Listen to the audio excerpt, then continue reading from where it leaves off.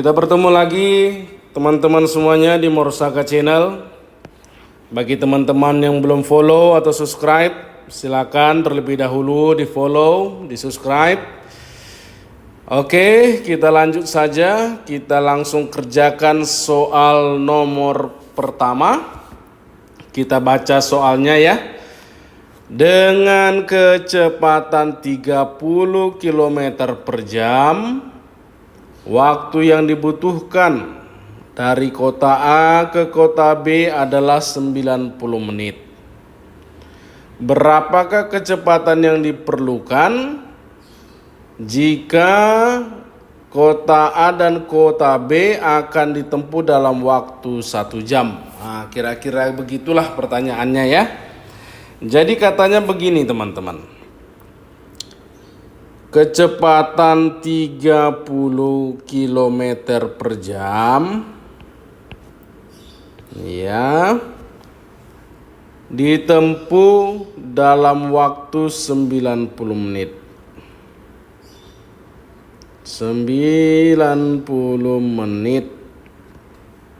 Nah, apabila mau ditempuh dalam waktu 1 jam, 1 jam itu 60 menit ya. 1 jam itu 60 menit, berapalah kecepatan yang dibutuhkannya? Nah, gampang kan? Ini soal kecepatan. Kalau kita salah mengartikan pemahaman kita akan menjawabnya dengan rumus ini nanti. V sama dengan S per T.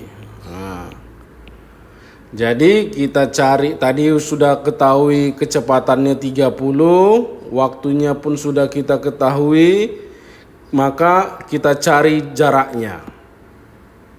Setelah itu baru kita kerjakan dengan jarak yang sama tadi, tapi waktunya 60 menit.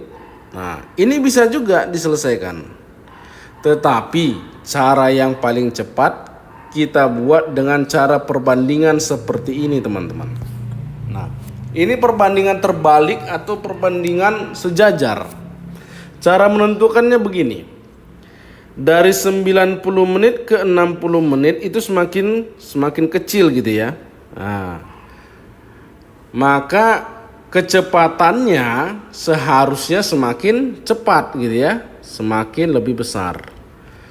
Tandanya berbeda. Ini tandanya lebih besar, ini tandanya lebih kecil, maka ini disebut perbandingan terbalik.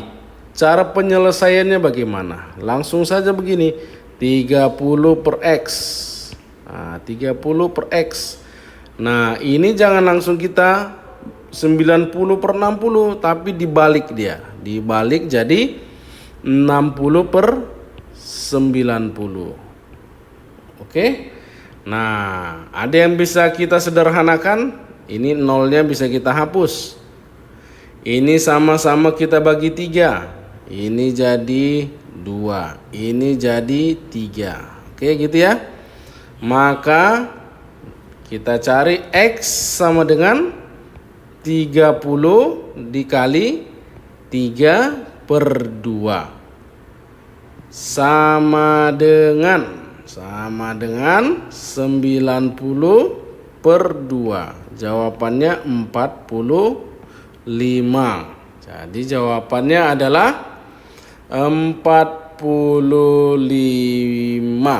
Oke, jawabannya adalah C gitu ya. Gampang sekali untuk soal seperti ini. Kalau Anda cari dengan rumus ini juga boleh. Sama juga jawabannya. Silakan Anda cari dengan rumus seperti ini. Anda bandingkan nanti. Oke? Kita lanjut ke soal berikutnya. Kita lihat ini soal berikutnya. Jarak rumah Rosinta Deyarni dengan kantornya adalah 120 km. Setiap hari Rosinta Deyarni mengendarai sepeda motor dengan kecepatan 60 km per jam dalam waktu 2 jam. Berapakah kecepatan rata-rata jika ia menempuh perjalanan selama 3 jam? Nah, jadi sama seperti tadi, dia 60 km per jam, 60 km per jam, ditempuhnya selama 2 jam. Tetapi hari ini kata soal dia akan menempuhnya dalam waktu 3 jam. Sepertinya dia mengendari kendaraannya lebih santai, makanya waktunya lebih lama gitu ya. Kira-kira berapakah kecepatan yang dipergunakan Rosinta Diarni di dalam mengendarai kendaraannya menuju kantornya? Teman-teman, ini sama seperti soal yang tadi. Anda jawab sendiri, nanti jawabannya Anda tulis di kolom komentar, gitu ya. Tentukan ini perbandingan terbalik atau perbandingan sejajar, sama seperti soal di atas, soal sebelumnya, gitu ya. Oke, kalau Anda sudah tahu, Anda tulis jawaban Anda di kolom komentar. Kita akan lanjut ke soal berikutnya. Soal berikutnya seperti ini. 6 mahasiswa duduk berurutan dalam ujian wawancara. Ada katanya namanya si Amel. Tidak bersebelahan dengan Bella atau Duma. Ini D gitu ya. Erna E. Tidak duduk di dekat Duma. Amel duduk di dekat Vera F. Nah, A, B, ini Cindy. Ini ada Cindy namanya teman-teman. Ini C. Oke, saya sengaja menuliskannya A, B, C, D, E, F. Supaya teman-teman semua bisa gampang ya. A, B, C, D, E, F. Oke, gitu ya. Bagaimana cara penyelesaiannya ini? Kan begitu. Mari kita lihat cara penyelesaiannya. Kita lihat dulu yang diketahui, yang sudah pasti duduknya di mana. Kita baca soalnya. Duma duduk di urutan terakhir. Berarti di urutan terakhir si Duma. Nah, ini Duma terakhir. Itu sudah pasti duduknya. Kita lanjut ke yang berhubungan dengan Duma siapa? Yang berhubungan dengan Duma, mari kita lihat. Erna duduk di dekat Duma, berarti Erna di sini. Oke, selesai. Yang sekarang yang berhubungan dengan Erna, mari kita lihat. Amel duduk di dekat Vera dan Vera duduk di sebelah Erna. Ketemu. Berarti Vera di sini. Amel duduk di dekat Vera, berarti Amel di sini. Gitu ya. Bella tidak ingin duduk di dekat Cindy. Oke, belum bisa kita ketahui. Cindy bersebelahan dengan Amel. Berarti Cindy di sini. Gitu ya. Bella tidak ingin didahului. Bella tidak ingin didahului, berarti dia Bella di depan ya, gitu ya maksudnya ya. Oke. Pertanyaannya. Siapakah yang duduk di urutan kedua? Ya, duduk di urutan kedua. Ini 1, ini 2, ini 3, ini 4, ini 5, ini 6. Maka duduk di urutan kedua adalah Cindy. Jawabannya E. Oke. Itu untuk soal yang seperti ini. Kiranya teman-teman semua paham ya.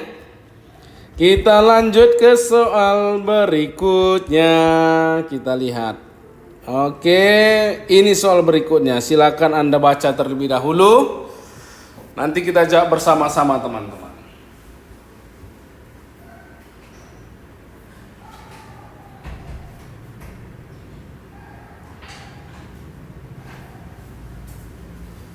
Oke, mari kita jawab. Lantai berukuran 6,4.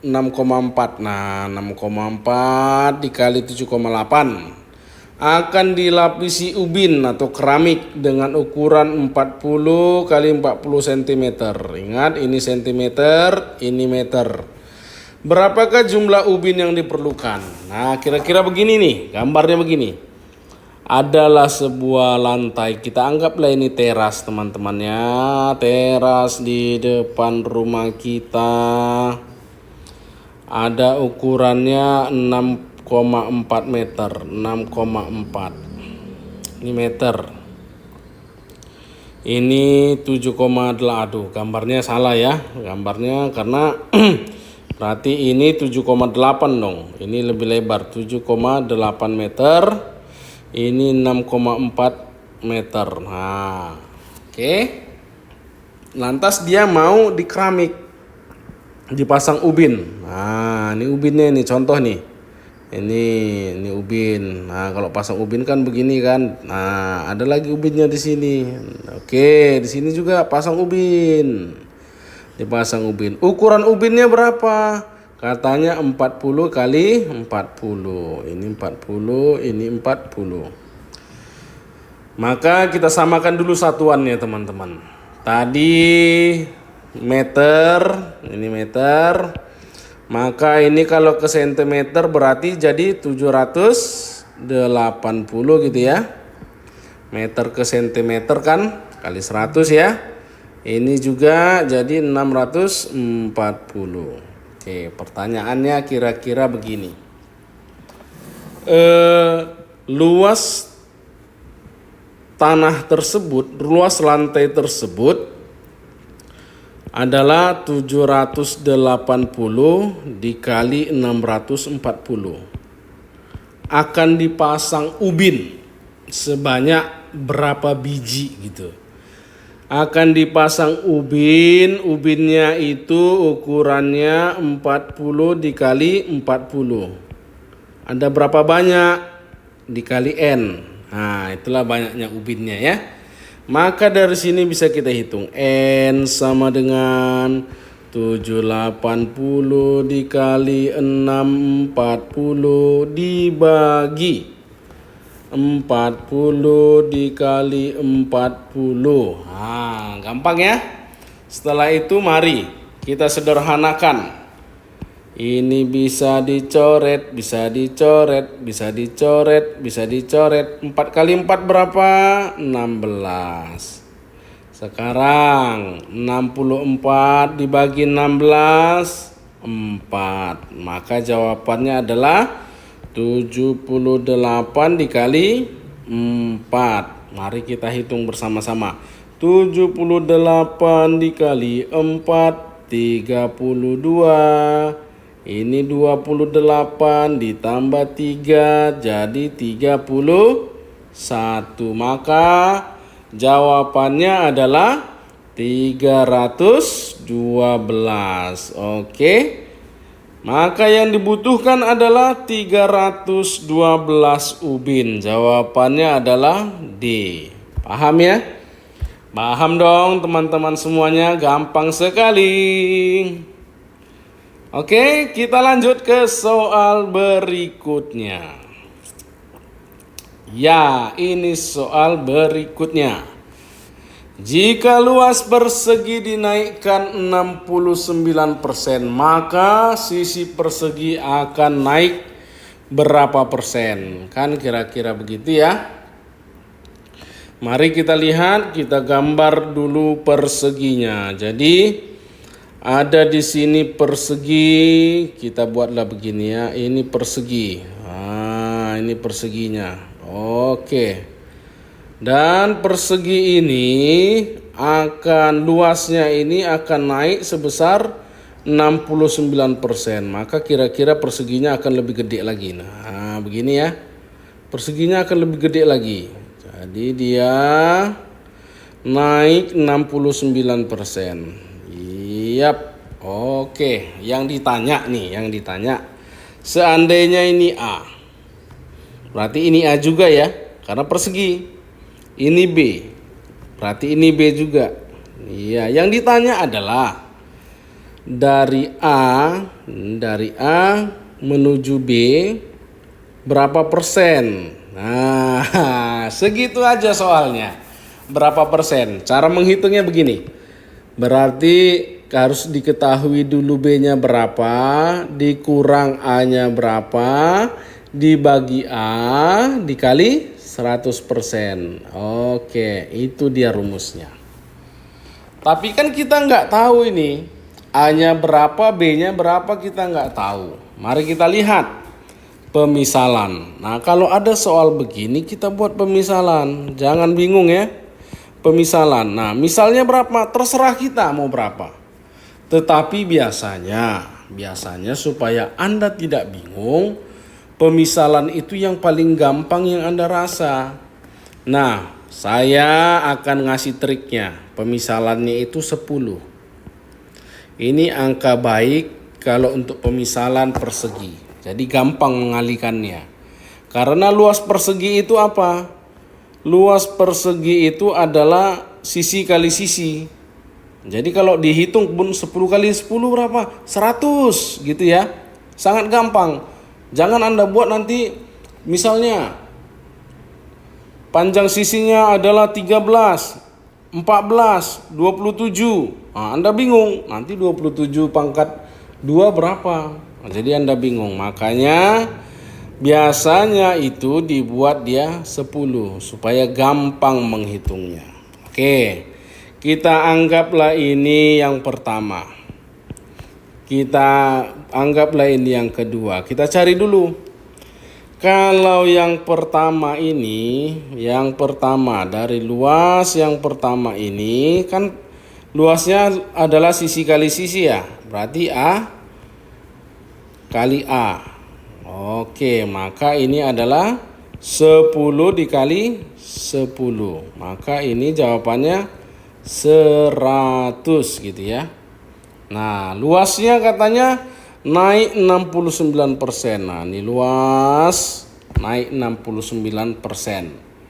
Berarti luas yang kedua ini naik dia 69%. Berarti 100 ditambah kenaikannya adalah 69% dari 100 gitu ya.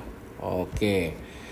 Ini bisa dicoret. Persen adalah per 100. Nah, ini dicoret. Maka jawabannya adalah 169. Oke. 169 tadi kan adalah sisi kali sisi ya. Sisi kali sisi tadi kan sisinya B. Maka ini B kuadrat. Nah, paham ya? Berarti B-nya berapa? Akar 169. Akar 169 itu adalah 13. Oke, paham ya? Tadi yang pertama sisinya adalah 10. Sekarang menjadi 13. Oke, yang ditanya adalah kenaikan sisinya berapa persen gitu ya. Kita masuk ke rumusnya. 13 dikurang 10 dibagi 10 dikali 100%. 3 dibagi 10 dikali 100%. Berarti ini dicoret nih warna hijau nih. Ini dicoret, maka jawabannya 30%. Oke. Cet. Jawabannya 30% teman-teman. Gampang sekali. Yang penting logika Anda bisa mengalir, terbentuk bagaimana cara penyelesaiannya. Gitu ya. Yang penting Anda paham bagaimana alur cerita untuk mencapai penyelesaiannya. Oke, kita lanjut ke soal berikutnya ya. Iya, ini soal berikutnya. Sebuah toko memberi diskon sebesar 10%. Jika Akmal membeli baju dengan label harga 200.000, dia beli harga 200.000, dapat diskon nih 10%, dan dijualnya lagi dengan keuntungan 25%. Maka baju tersebut dijual Akmal sebesar, wah, ini Akmal nih pintar nih cari duit nih. Dia cari barang diskon, promo-promo, lantas dia jual lagi dengan keuntungan 25%. Oke, gitu ya. Mantap nih Akmal. Sekarang kita lihat. Harga jual itu apa rumusnya? Harga jual adalah harga beli ditambah untung, gitu ya. Nah, kan kita udah biasa ini kalau jual beli ya. Berapa kamu jual? Kemarin saya belinya segini, saya untungnya segini. Maka harga jual itu harga beli tambah untung. Nah, yang diminta tadi berapa? Untungnya 25%. Kalau untungnya 25%, 25% dari mana? 25% dari harga jual, 25% dari harga beli gitu ya, dari harga beli. Nah, oke, sekarang mari kita lihat harga belinya berapa. Harga belinya tadi kan harga bajunya kan 200.000 tuh. Harga bajunya 200.000. Dia dapat diskon 10%. Nah, dapat diskon 10%. Oke. Maka dia harus membayar berapa kira-kira? 10% dari 200.000 berapa? 20.000 ya teman-teman ya. 20.000. Maka dia membelinya, harga beli dia berapa? 200.000 dikurang 20.000, 180.000. Oke, sudah ketahui. Kita masukkan rumusnya. Sama dengan harga jual nih ya, harga jual si Akmal nih. 200.000 adalah harga belinya. Bukan 200.000, salah saya. Jangan sampai salah nih. Harga belinya 180.000. 180.000 ditambah 25% keuntungannya dikali 180.000. Oke, ini saya tanda kurung dulu. Kita coret. Nolnya 2 dicoret, nolnya 2 dicoret. Nah, ya kan? Sekarang tinggal 25 dikali 1.800. Oke, mari kita kali. Di sini kita buat yuk. 25 dikali 18. Nah, nolnya ada 2 nih, kita buat kecil. Iya. 5 kali 8 40. 2 kali 8 16 tambah 4 20. Nah, ini 25. Ini 4, ini 5, ini 0. Tadi nolnya ada 2 yang kecil ya. Iya, kita perbesar jadinya. Berarti jadi 45.000. 180.000 ditambah 45.000 sama dengan 225.000. Berarti harga jualnya berapa? 225.000. Paham ya teman-teman?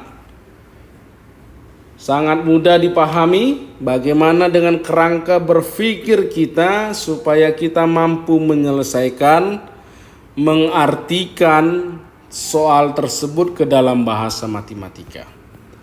Oke, ini dulu pertemuan kita hari ini. Kita akan bertemu lagi di Morsaga Channel di pertemuan berikutnya. Tentunya kita akan membahas soal-soal yang berbeda, yang terbaru, sehingga teman-teman bisa memiliki peluang yang besar untuk lulus. Bagi teman-teman yang belum follow, belum subscribe, jangan lupa di follow ya, di subscribe. Jadi kalau besok kita ada video baru, teman-teman secara otomatis akan diberitahukan dari handphone teman-teman, halo, ini Morsaga ada soal baru. Nah, kira-kira begitu deh.